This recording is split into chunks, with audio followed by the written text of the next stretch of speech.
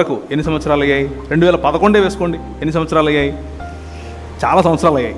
ఇప్పుడు లెక్క పెట్టడం ఎందుకు? అన్ని సంవత్సరాలు ఇస్లాం స్టడీ చేశాను.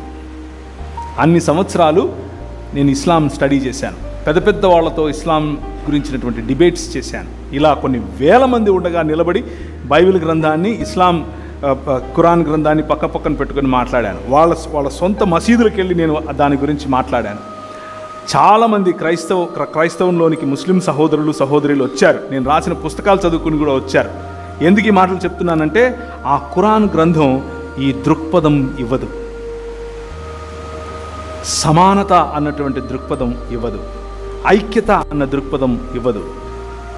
అలాగే గత కొన్ని సంవత్సరాలుగా, అనగా 2013వ సంవత్సరం నుంచి ఇది 2022 అంటే 9 సంవత్సరాలు నేను హైందవ భావజాలం గురించి స్టడీ చేస్తున్నాను.